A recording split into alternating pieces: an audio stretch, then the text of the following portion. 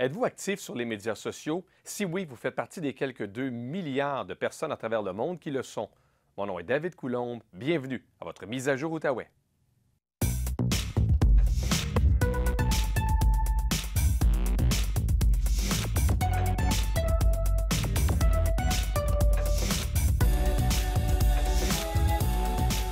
Bonjour et bienvenue à l'émission. Cette semaine, nous allons parler des médias numériques, mais surtout des médias sociaux. Facebook, Google+, YouTube, Instagram, LinkedIn. Il y a beaucoup de médias sociaux, de plus en plus d'adeptes des médias sociaux. Et les médias sociaux font partie de nos vies. Pourtant, il n'y a pas si longtemps, je me souviens, on regardait encore la télévision avec les oreilles de lapin. Et on a fait beaucoup de chemin depuis ce temps-là, il faut le dire. Alors, pour discuter de ça, je reçois un expert aujourd'hui, M. Yannick Terrien, qui est consultant en solutions Internet. M. Terrien, bonjour. Bonjour. En fait, Yannick, je parle des oreilles de lapin. Je pense qu'on se connaissait dans ce temps-là, Depuis, au niveau ouais, des oreilles de lapin. Alors, Yannick, spécialiste au niveau des médias sociaux. Et je me souviens, moi, jeune journaliste, j'allais couvrir des événements il y a 20 ans. Mon cellulaire était gros comme ça. Oui. Et on appelait ça l'angle de bateau. Oui. On est rendu au petit cellulaire.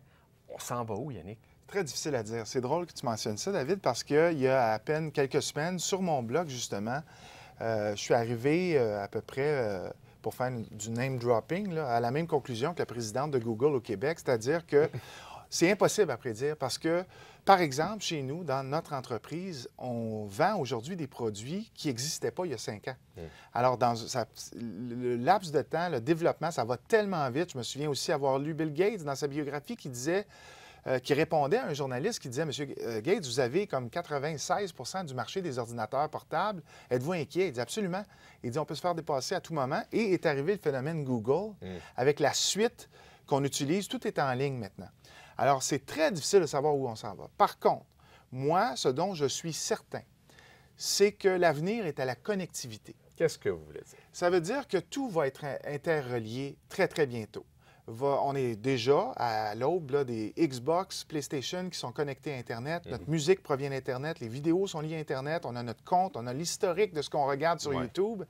Alors là, vous allez avoir des réfrigérateurs qui vont être branchés à Internet, des cuisinières qui sont branchées à Internet, la température de votre maison va être à Internet et votre automobile qui va rentrer dans votre garage va être aussi branchée à Internet. Moi, je ne suis pas un expert, mais ça donne quoi d'avoir son frigidaire, par exemple, d'être branché sur Internet? Ça donne... il y a deux facettes à ça. La première, au niveau de l'utilisateur, c'est sûr que tout est en mémoire. Alors, on n'a pas besoin de se rappeler. Tout est...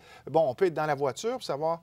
je m'en vais à l'épicerie, de quoi j'ai besoin? Alors, on appuie sur un bouton, apparaît à l'écran de l'auto ce qu'il y a dans l'inventaire du réfrigérateur qui, lui, garde tout en inventaire au fur et à mesure. Peut même aller jusqu'à savoir le poids de votre 2 litres de lait. Donc, il est rendu à... Il en reste combien? Là, exactement. Donc, tu devrais acheter du lait parce qu'il est rendu au 1/8 du 2 litres ou quoi que ce soit, peu importe. Puis, je dirais, du niveau, là, c'est le côté un peu plus suspicieux de la chose. C'est au niveau du gouvernement, des banques et tout ça. Plus on est numérisé, plus ils ont un contrôle direct, un accès direct à toutes nos vies. Là. Où on est, c'est pas compliqué, le GPS nous suit partout, que ce soit par le téléphone, par la voiture. Combien on a en banque, toutes les transactions bancaires sont là-dessus. Donc, le gouvernement, la journée où vous devez l'impôt, c'est plus une lettre que vous allez recevoir. Là. Vous allez recevoir un courriel qui va dire « On vient de geler votre compte Puis là, on prend l'argent directement. Et ça a commencé il n'y a pas si longtemps avec les parcomètres numériques où on est en pleine réunion, pas besoin de sortir, mettre le manteau à moins 20 degrés. Exact. Par téléphone. Par téléphone. Une nouvelle voiture que j'ai qui, le démarreur à distance, se situe sur le téléphone, une application mobile. Alors, tout est interrelié. Alors, je vous écoute, Yannick, il n'y a pas de limite. C'est difficile à déterminer. Je pense, puis encore là, Stephen Hawking, qui est probablement la personne la plus intelligente sur Terre, le paraplégique, là, qui a sa grande théorie sur le Big Bang et ainsi de suite, lui a dit que l'extinction de la race humaine, il y a quelques années, il disait que c'était la surpopulation, mais maintenant, il a corrigé le tir. Il a dit que c'est la journée où les ordinateurs vont trouver qu'on n'est pas à la hauteur, un peu comme dans l'Odyssée 2001, Odyssée de l'espace, où l'ordinateur disait « Tu t'agites un peu, David, je vais couper ton oxygène pour te calmer. » Alors, vous imaginez, encore là, il y a un film qui existe qui s'appelle The Island, où, je ne vous raconterai pas toute l'histoire, mais dans le fond, ce qu'on veut, c'est monitorer la biochimie des individus. Donc, quand tu vas uriner, tu as un écran en avant qui dit aujourd'hui, tes repas n'auront pas de sel parce que tu as trop de On va sodium. contrôler tout Et ça. ainsi de suite. Alors, imagine ensuite de relier ça à ta police d'assurance Ouais. et ainsi de suite. Ouais, ça a Alors, des ton assureur conséquences, va ouais. dire, ben écoute, non, si tu ne modifies pas ton régime, selon mes statistiques qui sont en temps réel, hier, la fin de semaine passée, tu as vraiment trop abusé de tout, donc... Je nous ramène plus au présent. Pourquoi pas? C'est Oui. extraordinaire de voir les possibilités. Je parlais de 2 milliards de personnes à travers le monde qui sont Oui. branchées sur Internet. La région est une région quand même assez branchée. Très je dois branchée, dire. oui. Comment on se situe par rapport au reste du Canada? Je dirais qu'on est en avant simplement à cause des occupations de la majorité des gens qui sont ici, à cause du fonctionnariat, à cause des gens qui travaillent pour le gouvernement fédéral, qui sont continuellement branchés là-dessus, qui sont beaucoup plus connectés que des régions un peu plus éloignées. Ouais. Même au niveau des habitudes d'achat, on peut le voir. Les gens s'attendent. Là où le bas blesse un peu, c'est au niveau des commerçants, je dirais, qui sont plus régionaux, locaux, qui ne semblent pas... S'adapter, quoi. Oui, c'est ça, qui ont de la Embarquer. difficulté à suivre le rythme. Et ça, ce que ça a créé un exode un peu de nos dollars numériques, malheureusement. C'est-à-dire que les gens ont pris l'habitude, puis Dieu sait qu'une habitude, c'est dur à casser. Une fois que tu as commencé avec un marchand, comme Amazon, par exemple, tu es habitué d'acheter tes livres sur Amazon. Ouais. De là, de faire le changement pour un libraire local qui a un site Internet qui fait la vente en ligne, c'est un peu difficile. Alors, c'est là. Puis moi, je me rappelle, quand j'ai commencé il y a une 15-16 ans, les commerçants qui me répondaient « Ah, ben ça, tu sais, moi, je préfère parler aux gens un à un. » C'est sûr qu'il va toujours avoir ça. Sauf que les gens qui étaient réticents à emboîter le pas, tôt ou tard, tu sais, c'est comme une rénovation de ta maison. Ouais. Ton toit T'as pas le coule, choix. t'attends l'année prochaine, l'année d'ensuite, ça ne viendra pas mieux. Ça va juste coûter plus cher. Exactement, c'est la même chose. Mais donc, au niveau de la région, les gens embarquent, il y a les fonctionnaires et tout. Et vous avez parlé d'achat en ligne, je trouve ça intéressant parce que, selon les statistiques, les Québécois ont effectué 30 millions de commandes en ligne en 2012 et on dit qu'en moyenne, les gens achètent pour 1 000 Ouais. Je me souviens au début, il y avait beaucoup de réticence, mais là, les gens n'ont plus peur, ils achètent en ligne. Et j'aimerais prendre un peu de crédit là-dessus, parce qu'au fil des ans, les chroniques que j'ai faites, je continuais, et je le répète encore aujourd'hui, les banques, les cartes de crédit, ont trop à perdre que ça ne fonctionne pas d'acheter en ligne. Ce qui veut dire que si vous faites un achat, vous êtes entièrement protégé. C'est à la personne qui vous a vendu de faire la preuve. Si vous décidez, là, vous recevez votre compte, vous dites ben, j'ai jamais acheté ça. Carte de crédit, là, ils ne s'abstinent pas longtemps, ils vont dire pas de problème, monsieur, on va vous rembourser. Et c'est au marchand à faire la preuve. Donc, on est complètement protégé à ce niveau-là parce qu'eux ne veulent pas justement avoir 0,01 % de quelqu'un qui va faire une plainte, qui va dire moi, j'ai fait des achats en ligne, ça ne fonctionne pas. Parce que des achats en ligne, c'est beaucoup plus pratique pour tout le monde. Pour les banques, les transactions, tout l'argent est numérisé, ça se transfère instantanément. Tout est contrôlé aussi. Les commerçants avant, qui est bon, j'en vends 2, j'en garde un, j'en vends 2, j'en garde un. En ligne, ça ne peut pas se faire, ça. Alors, Visa, Mastercard et les autres, et les banques adorent le fait qu'on utilise la carte de débit. Même, on va numériser nos téléphones pour faire des paiements, un peu à l'approche, comme ceux qui sont habitués dans les endroits à restauration rapide, café, ainsi de suite. On fait juste passer la carte de crédit. Votre téléphone va être équipé de ça, puis... Donc, les gens vraiment ont appris, ont fait confiance et effectivement, il n'y a aucun risque. L'essayer, c'est l'adopter aussi parce que c'est beaucoup plus rapide. Ah oui. J'aimerais, Yannick, qu'on parle un petit peu des jeunes et des médias sociaux parce que les jeunes sont vraiment accros aux médias sociaux. Il y a des bons côtés puis il y a des moins bons côtés. Parmi les bons côtés qu'on pourrait peut-être discuter ensemble, apprentissage, ouverture d'esprit, ouverture sur le monde, les amis aussi, les amitiés qu'on peut se faire. C'est généreux parce que moi, j'en vois pas beaucoup de bons côtés. Bien, au niveau de l'apprentissage et d'ouverture sur le monde, il y a quand même des éléments intéressants. Avec mais ça, on peut trouver ça sur Wikipédia, on peut trouver ça sur Internet. Mais quand on commence à parler de Facebook, des médias sociaux de façon générale, moi, malheureusement, je vois plus de contraintes, de taxage, d'intimidation. De cyberintimidation. C'est ça, de beaucoup de facilité à faire des atteintes, des attaques personnelles. Et ce que je sens aussi, puis ça, c'est un mal de société, là, ça va prendre un psychologue plus qu'un spécialiste web, c'est que les gens veulent tellement, on le voit avec les téléréalités, tout le monde veut être une vedette, tout le monde veut être reconnu, tout le monde veut de l'attention. Et Facebook fait ça. Fait que tu es capable assez rapidement, ou Twitter, ou peu importe, avec YouTube d'ailleurs, d'aller te chercher beaucoup de visionnements, beaucoup de gens qui te donnent de l'amour, si tu veux. J'ai pas vu, Yannick, cette semaine, un chat. La dame a fait, je pense, une affaire comme 100 millions avec son petit chaton aux yeux bleus parce que tout simplement, il était mignon. C'est ridicule.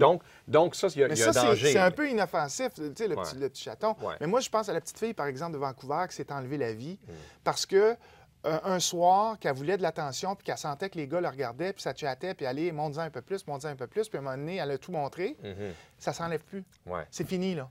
Alors, à partir de ce moment-là, il a fallu qu'elle change d'école. Sa vie a été complètement bouleversée. Il y a eu du chantage par rapport à ça, parce Absolument. que j'en parle un petit peu plus tard à l'émission. Oui. D'ailleurs, j'aurai un policier qui va nous parler du nouveau principe qui était la nouvelle campagne qui était adoptée à la Ville de Gatineau. Les filles se font chanter pour en montrer plus, Ouais. puis les gars se font prendre.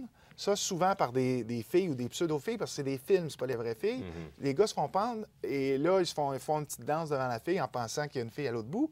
Finalement, c'est pas une fille du tout. Puis elle dit, bien, si tu m'envoies pas 500 $ via Western Union, je vais montrer ton vidéo à tous tes amis ou quoi que ce soit. Fait que les gars sont dévastés. Peut-être en 30 secondes, Yannick, un conseil aux parents, parce qu'on a parlé des jeunes et je vous ai entendu souvent en parler rapidement. Bien, moi, encore, ça demeure, la communication, ça demeure essayer. Je sais que c'est pas facile, on ne peut pas être au courant de tout, puis on peut certainement pas, je sais, j'ai une ado de 17 ans, on peut certainement pas être continuellement par-dessus l'épaule en train de tout surveiller. Ce qu'il faut faire, c'est renseigner, montrer des vidéos, montrer ce qui est arrivé, montrer ce qui peut se produire, puis continuellement répéter qu'une fois que la photo est envoyée, malheureusement, c'est perdu, ça ne nous appartient plus. Et peut-être que pour les plus jeunes, parce qu'un ado de 17 ans, c'est difficile de contrôler où est l'ordi. Mais si c'est un plus jeune, bien, ou des filtres, ou avoir l'ordi dans le salon, où est-ce qu'on peut le voir? Exactement. Puis il y a facilement, c'est contrôlable. Mais quand arrive l'âge d'autonomie, puis je veux être moi-même. Puis en même temps, il faut qu'ils apprennent à vivre avec ça aussi. Exactement. Et leurs conséquences. Ça fait partie de notre quotidien. Yannick Terrien, ce fut fort intéressant. Et on a vu avec Yannick, on a parlé beaucoup des médias sociaux. Mon collègue Olivier Charbonneau, lui, s'est intéressé aux médias numériques et surtout à la ville de Gatineau, qui est en pleine transition à cet égard.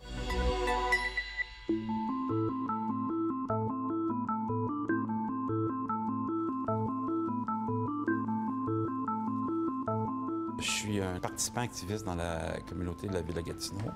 J'ai fondé Gatineau Ouverte, une initiative citoyenne pour promouvoir l'ouverture des données à la ville de Gatineau.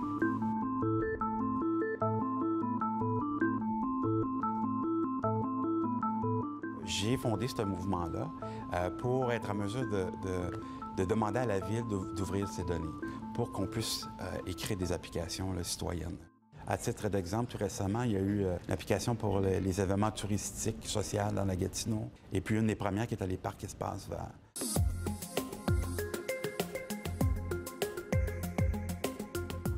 Le concept des données ouvertes, c'est qu'elles soient ouvertes. Donc, ceci étant dit, il faut quand même avoir certains cadres pour que ce soit justement accessible, que ce soit défrichable, qu'après ça, les gens de la communauté puissent prendre ça puis transposer dans des applications qui vont être offertes aux citoyens. On s'inscrivait dans la foulée de d'autres villes au Québec, puis d'autres villes aussi dans le monde, dans cette tendance-là de rendre l'information disponible. J'ai regardé ce qu'ils faisaient ailleurs, comme à Montréal, à Québec. J'ai décidé d'emboîter le pas. Avant de m'assurer de me lancer dans l'aventure, je regardais autour de moi, je me dis, il n'y a personne qui a pris cette initiative-là en main. Donc, j'ai dit, moi, je fonce. J'ai créé le site web, les réseaux sociaux, et puis je fonce. Fait que là, c'était de m'entourer de gens passionnés comme moi, là, qui étaient partants à embarquer dans le mouvement. Nous, on pourrait décider, OK, de notre côté, voici ce qu'on pense qui sont les applications dont les Gatinois ont besoin. Mais on peut aussi travailler avec les gens de la communauté et de façon à développer des outils qui sont vraiment adaptés là, à ce que les citoyens veulent vraiment. Par ricochet, ça permet à la Ville de mieux desservir son citoyen parce que, dans le fond, le citoyen est en mesure de dire non seulement de dire ce qu'il veut, mais de le proposer et de le développer. Après entretien avec la Ville, ils ont décidé d'aller de l'avant et faire un événement hackathon. Le premier, le thème était l'environnement. Hackathon, c'est un événement où il y a participation citoyenne. Le but, c'est vraiment de créer une application dans le domaine des données ouvertes. C'est de prendre des données essentiellement qui sont libres et d'être capable de démontrer à la population, aux citoyens, qu'il y a une validation, une importance à créer ce type d'application-là. Nous avons créé une application, le groupe, qui s'appelait Détritus Mobile, qui permet aux gens de savoir comment distribuer là, les déchets dans lesquels environnement, dans le bac à compost ou dans les déchets. Je savais pas que quelqu'un avait fait une application mobile pour le vélo. Fait que quand ils m'ont dit « Hey, Stéphane, voici ce que j'ai fait », je disais « Hey, bravo ». Puis là, je disais « Regardez ce que l'ouverture des données fait ». Ce qui manque présentement à la Ville de Gatineau, puis ce qu'on milite un peu, c'est des données qui sont un peu plus à caractère politique, démographique, pour renseigner les gens.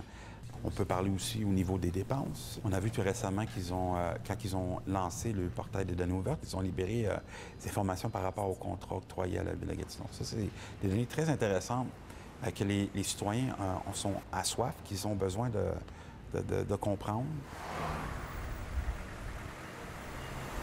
On embarque dans le train est souvent en route, et puis, oui, il faut encadrer, il faut se donner une politique pour se donner un petit peu des garde-fous pour éviter qu'il y ait des dérapages, notamment de rendre disponible de l'information pour s'apercevoir par la suite que ça contrevient à certaines règles. Je ne dirais pas nécessairement que c'est l'avenir, mais c'est vraiment un outil de démocratique citoyenne.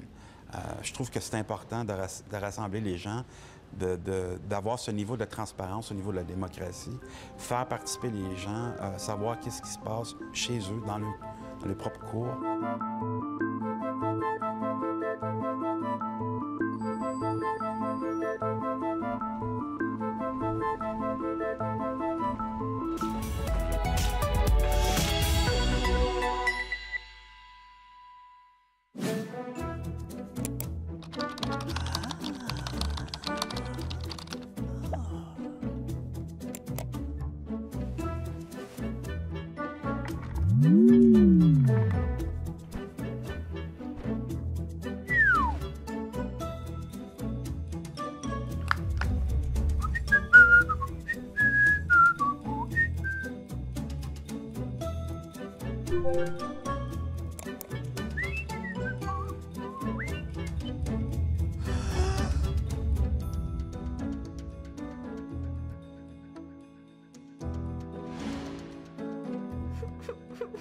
Si vous êtes pris au piège, ne payez pas la rançon.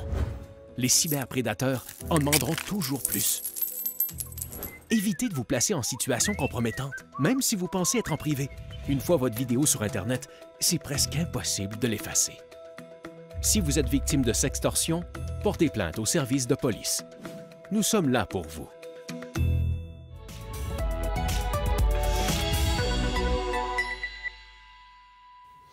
Alors, comme on l'a vu un peu plus tôt dans l'émission, tous les médias sociaux prennent de plus en plus de place et à la police de Gatineau, on nous a présenté il y a quelque temps de cela un projet par rapport à la sextorsion. Et comme deuxième invité, je reçois le lieutenant-détective au crime majeur, Mathieu Guilbeault, de la police de Gatineau. Monsieur Guilbeault, bonjour. Bonjour, M. Coulon. La sextorsion, on a vu le vidéo, qui est très bien fait d'ailleurs. Vous avez eu de bons commentaires là-dessus.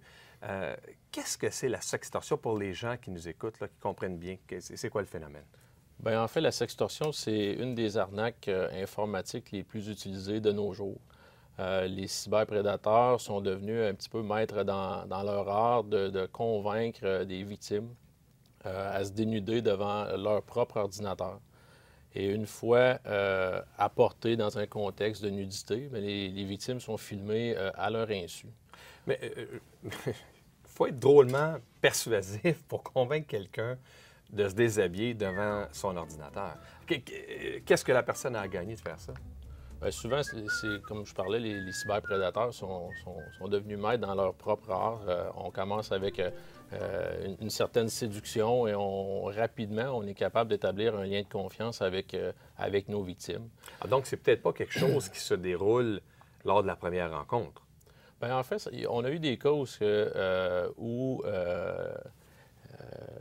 la mise en commun ou la mise en contact avec ces cyberprédateurs-là s'est rapidement dirigée vers les actes de sexualité ou vers, finalement, le phénomène de sextorsion.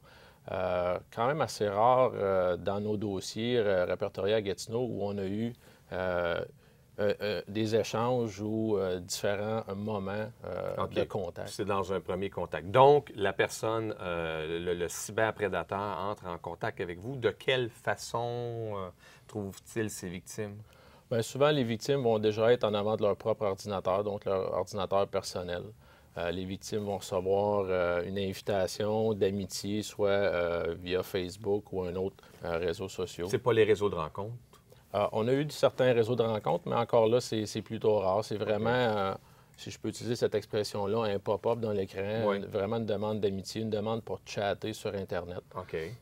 Puis suite à cela, la conversation se dirige rapidement vers Skype ou des réseaux OK, de donc, on ce demande type. d'aller vers un autre réseau qui est un peu plus privé Un ou... peu plus privé, où on peut avoir une interaction si vous voulez, Visuelle.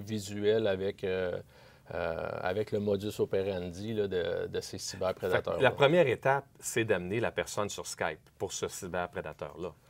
En fait, la première étape, c'est d'établir un contact, un Ouais. premier contact, donc qui est la demande d'amitié ou la demande de chattage. Puis la deuxième étape, c'est de transposer tout ça vers Skype ou un autre programme. Et là, tant que c'est pas sur Skype, c'est par écrit. Donc, les gens s'écrivent. Rendu sur Skype, là, c'est le visuel, c'est la parole. Alors, ce sont des gens qui sont habiles de l'écriture et habiles de leur parole. Tout à fait. Tout à fait. Puis le côté pervers d'Internet, je peux rajouter, c'est que on ne sait jamais, puis ça fait partie de nos conseils de prévention dans cette campagne-là, de toujours faire attention à qui on a affaire et à qui on parle sur Internet. Parce que dans bien des cas, nos victimes ne savent pas, n'ont jamais su à qui vraiment ils s'adressaient. Ouais. C'est Parce- le côté pervers d'Internet. Ouais. Et là, vous avez créé cette petite campagne pour sensibiliser les gens. Vous l'avez créé parce qu'il y a un besoin, j'imagine. Vous avez eu des plaintes. Bien, absolument. En fin d'année 2013, on avait commencé à apporter une attention particulière à ce genre de dossier-là, qui était une nouvelle forme de criminalité. En 2014, étant conscientisé à ce type de dossier-là, on a commencé à les répertorier, puis on a décidé de créer cette campagne de sensibilisation-là avec notre section des médias et avec nos gens au niveau du développement stratégique. Puis ensemble, on est arrivé avec le produit qu'on a connu la semaine passée. Un peu pour expliquer qu'est-ce que c'est exactement la sextorsion, puis les dangers qui peuvent en découler. Oui. Et là, si je reviens à notre scénario, donc là, on est rendu sur Skype, et c'est à ce moment-là, j'imagine que le cyberprédateur va passer à l'action, si on veut, en deuxième vitesse, et là, va essayer de faire en sorte... L'objectif, c'est que la personne se dénude. Ultimement, c'est l'objectif de ces cyberprédateurs-là. Dans la majorité des cas, les cyberprédateurs, comme je mentionnais tantôt, qu'ils soient réels ou qu'ils soient fictifs, vont se dénuder, vont sûrement vont commencer eux-mêmes. Donc, vont faire les premiers pas dans ce sens-là pour ensuite inviter les victimes à faire de même de leur côté. C'est à ce moment-là qu'ils vont être filmés là, à leur insu. Juste pour le plaisir. Juste pour le C'est ce plaisir. qu'ils leur font miroiter. C'est ce OK. qu'ils leur Alors font, là, absolument. dès qu'ils ont vu suffisamment de peau, si on peut s'exprimer ici, c'est à ce moment-là que, et c'est enregistré, là.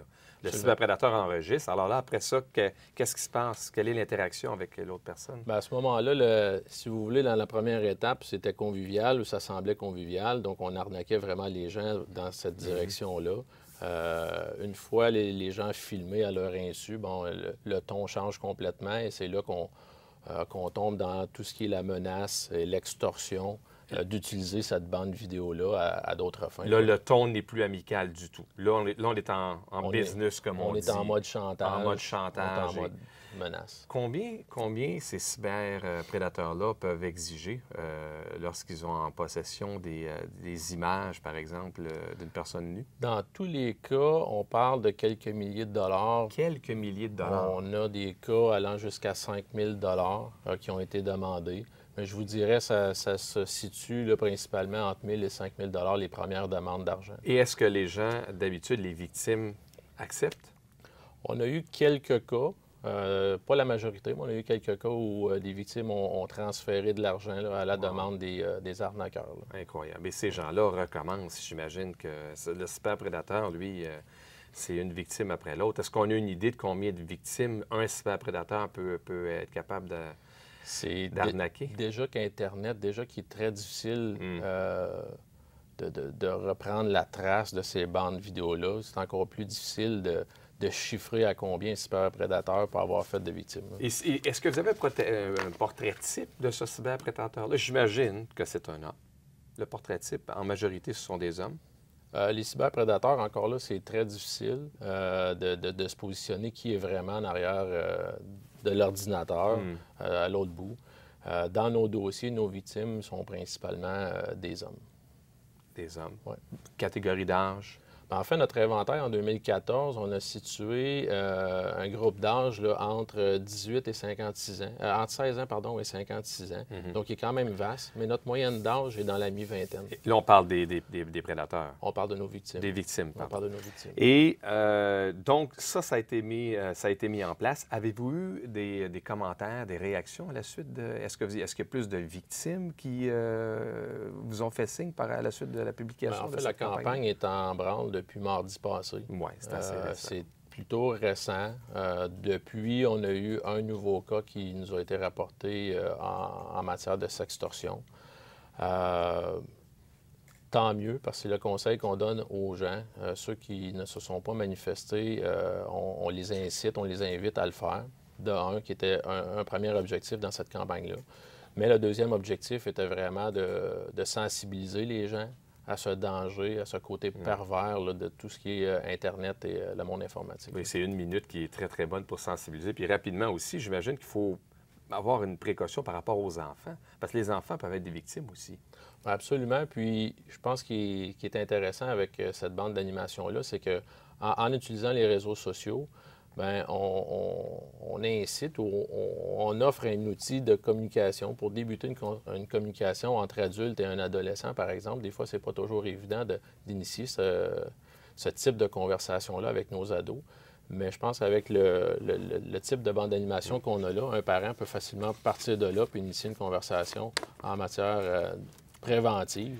Pour être capable d'aviser son enfant des dangers potentiels. Absolument. Mathieu Guilbeault, très belle initiative du service de police de Gatineau. Un gros merci. Puis j'espère que les gens qui nous regardent, si les gens ont des doutes ou quoi que ce soit, peuvent toujours communiquer avec vous. Un gros merci de votre présence ici aujourd'hui. Au plaisir.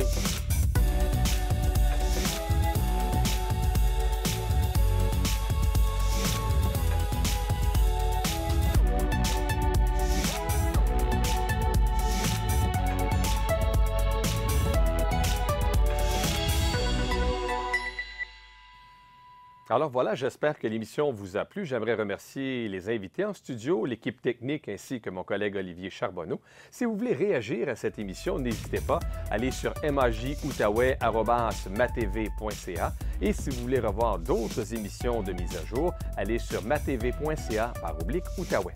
Mon nom est David Coulombe. Merci d'avoir été des nôtres. Au revoir.